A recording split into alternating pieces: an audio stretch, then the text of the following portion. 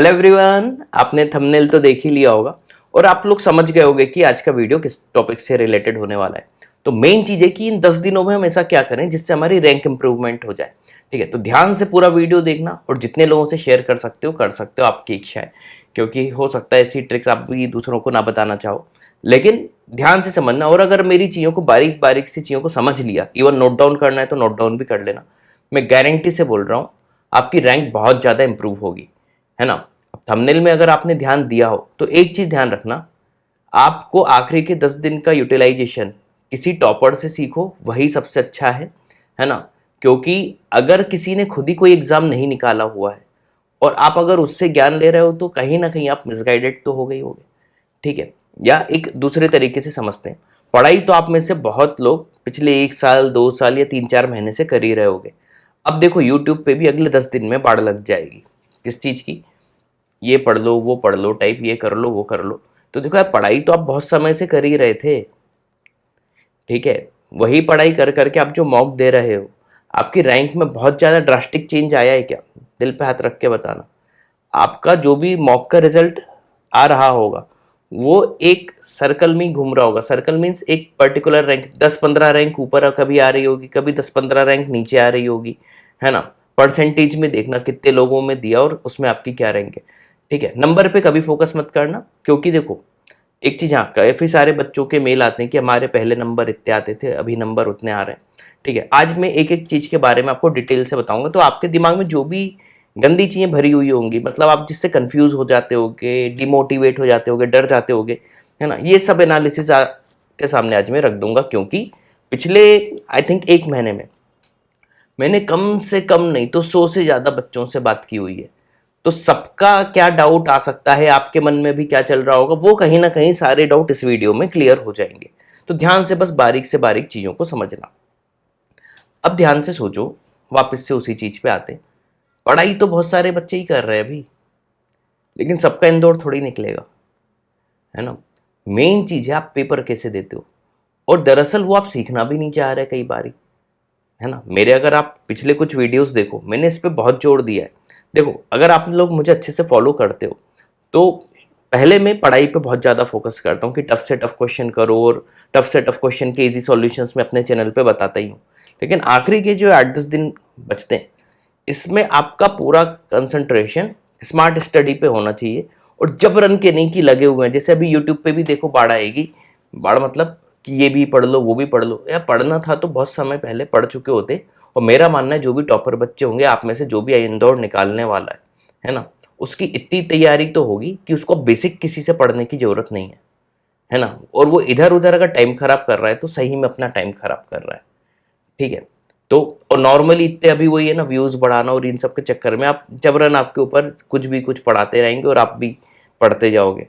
अभी अगर आपने स्मार्ट पढ़ाई कर ली, है ना, और पेपर देना सीख गए, है ना, और पेपर में भी किन किन चीज़ों का ध्यान रखना है मॉक टेस्ट में वो सब बता दूंगा, है ना। तो इनसे आपकी एक इतनी अच्छी हेल्प हो जाएगी कि आप IIM इंदौर में, अच्छा, आप में से कई लोगों को ये ब्लॉकेज भी होगा कि यार हमारा तो इंदौर निकल ही नहीं सकता। मैं गारंटी से बोल रहा हूँ आप सबका IIM इंदौर निकलेगा, अगर बातें अच्छे से फॉलो कर ली तो। ठीक है, और ये मैंने कई बारी देखा भी है, प्रूवन है एकदम। तो ध्यान से समझना चीज़ों को, है ना।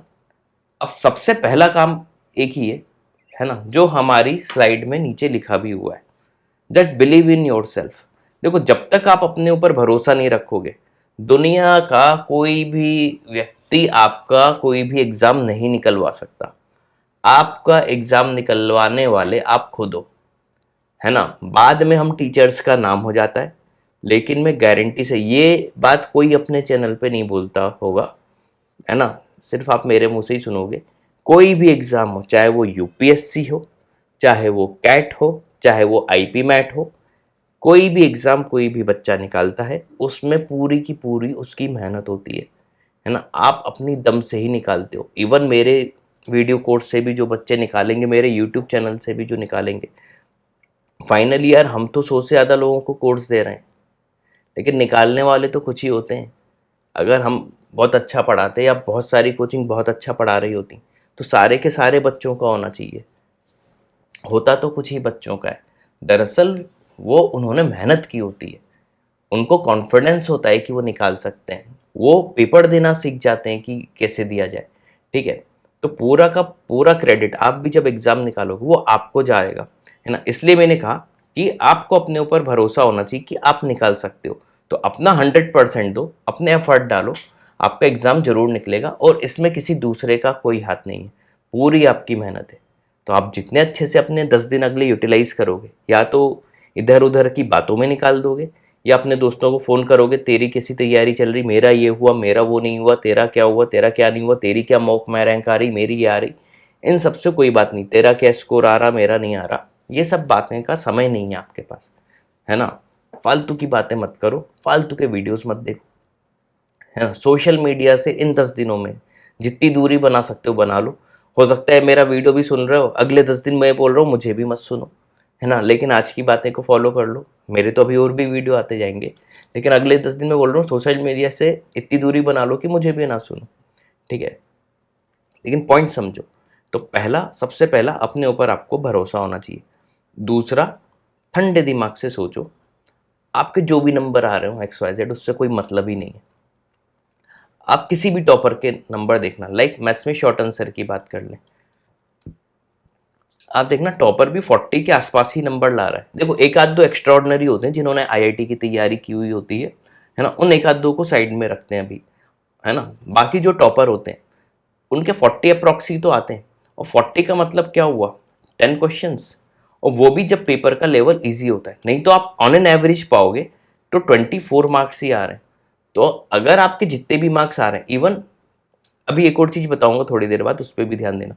आप एक चीज पाओगे, या 24 मार्क्स या 10 क्वेश्चंस कोई बड़ी बात नहीं है ना। 40 मिनट में अगर आपको 10 क्वेश्चंस करने हैं तो आपके पास 4 मिनट पर क्वेश्चन है शॉर्ट आंसर में, ठीक है। आप आराम से करो। दरअसल सॉरी दरअसल होता क्या है, आप हड़बड़ा जाते हो। ये हड़बड़ाने वाले शब्द सुना, एकदम पैनिक हो जाते हो, या बन नहीं रहा, या शुरू के 2-3 क्वेश्चन टफ देख लिए तो यार हमसे नहीं हो पाएगा टाइप। लेकिन ऐसा नहीं है, आप इजी टारगेट करो ना। किसने रोका है, कौन बोल रहा है आपसे कि पहला क्वेश्चन आपको हाई फाई वाला ही करना है ना, या पहला दूसरा क्वेश्चन जो आउट ऑफ सिलेबस टाइप अगर ये लोग कुछ डाल दे तो वही करना है। भाई आपको वो करना है जो आपको आता है। तो ऐसे जो आपको आते हैं और ठंडे दिमाग से करोगे, ये सिर्फ लैंग्वेज में थोड़ा सा उलझाते हैं, बाकी कुछ नहीं है। आपने मेरे वीडियो सॉल्यूशन अगर देखे हो, PYQ सॉल्यूशन मेरे चैनल पे जाके देख लेना। आउट ऑफ 45 क्वेश्चंस, 5 क्वेश्चंस को अगर साइड में कर दे क्वांट के, 40 क्वेश्चन ऐसे नहीं होंगे कि जिसमें मैंने एक एक पेज के सॉल्यूशन बताए होंगे, 2 या 3 लाइन खत्म। तो अगर आप भी रिलैक्स रहोगे, ध्यान रखना रिलैक्स रहोगे, तो आपका बहुत अच्छा स्कोर चले जाएगा। और रिलैक्स लेने के लिए मैं बोल रहा हूँ कि आखिरी की जो 8-10 दिन होते हैं, इसमें बहुत ज़्यादा क्वेश्चंस की प्रैक्टिस नहीं करनी चाहिए। हाँ, क्वेश्चंस की प्रैक्टिस आप मॉक टेस्ट के फॉर्म में करो, चलता है। अजी मॉक टेस्ट से रिलेटेड भी अभी मैं कुछ बातें बोलूंगा, ध्यान रखना। लेकिन मॉक टेस्ट के फॉर्म में करो तो चलता है।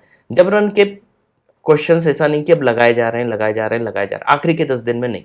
इसकी जगह क्या करना है, आपको जो भी आता है, आपने जितना भी पढ़ा हुआ है इतने पिछले कुछ भी 1 साल 2 साल या 6-8 महीने में, अब समय है उसको रिवाइज करने का। मतलब ये है, मान लो मुझे एक चीज आती है, एक चीज मुझे नहीं आती। मैक्सिमम बच्चे क्या कर रहे हैं, जो नहीं आती उस पर फोकस कर रहे हैं अभी। इसका उल्टा क्या करना चाहिए, स्मार्टली खेलो, जो आपको आता है उसको इतना अच्छा कर लो कि यार तू पूछ अब इसमें से क्या पूछ सकता है ना। इसमें आप नहीं भूलो, नहीं तो क्या होता है 10 चीजें जब पढ़ लेंगे आखिरी के समय में क्या होता है, फिर एग्जाम टाइम पे क्या होता है, अरे वो फॉर्मूला याद नहीं आ रहा, उसका फॉर्मूला क्या था। तो ये चीजें नहीं होनी चाहिए। दरअसल एग्जाम जब आप देने बैठो तो आपका पढ़ा हुआ कुछ आए, तो फिर अब ये नहीं होना चाहिए कि यार ये बन नहीं रहा, इसका फॉर्मूला याद नहीं आ रहा। चीज समझ रहे हो। एक बेसिक एग्जांपल लूं कि मान लो सम ऑफ फैक्टर्स पूछ ले वो, ठीक है। अब हम एग्जाम में बैठे हैं और हमें सम ऑफ फैक्टर्स का फॉर्मूला याद नहीं आ रहा, या सम ऑफ इवन फैक्टर्स का फॉर्मूला याद नहीं आ रहा, तो ये गड़बड़ है ना। अच्छा, सम ऑफ इवन फैक्टर्स का नीचे कमेंट सेक्शन में फॉर्मूला बताना, देखें कितने लोगों को पता है, ठीक। तो अगले 10 दिन में क्या करना है, आपको जो आता है उसको इतना स्ट्रॉन्ग कर लो कि यार वहां पे अगर इससे रिलेटेड कोई क्वेश्चन आ गया तो ये छूटना नहीं चाहिए, ठीक है। प्लस आपने जो भी नोट्स बनाए हुए हैं रट लो, उनको अच्छे से रट लो, ठीक है। अब मैं आता हूं मॉक टेस्ट पे, ध्यान रखना। मॉक टेस्ट में मैं 50 बार बोल चुका हूं, देखो ये क्वेश्चन आएगा, इसके भी 4 नंबर मिलेंगे असली IPM इंदौर में, और ये क्वेश्चन आएगा, है ना, इस टाइप का कुछ भी, इसके भी 4 नंबर मिलेंगे। तो मैं ये क्यों करूं, मैं तो ये करूंगा ना, ठीक है, हाँ टाइम बचेगा, अगर वैसे आखिरी में बचता नहीं तो फिर मैं इसको करूंगा, लेकिन टाइम ही नहीं है तो मैं इसको करूँ ना, क्योंकि मुझे तो 4 मार्क्स ही मिलने। ये चीज जिसको समझ में आ गई, एग्जाम में कुछ नहीं है उसके लिए। लास्ट ईयर भी देख लो, शॉर्ट आंसर में 12 ही नंबर तो गया था, सिर्फ 3 क्वेश्चन ही तो करने थे। एमसीक्यू में भी 40 कुछ गया था ना, 10-12 क्वेश्चन करने थे, 12 भी कर लोगे आपका हो जाएगा, है ना। और डीआई का सेट तो डुएबल था, 20 नंबर तो फ्री के वो दे ही रहा था। ठीक, तो इस तरीके से आप चलोगे ना, आप अपने ऊपर भरोसा रखो।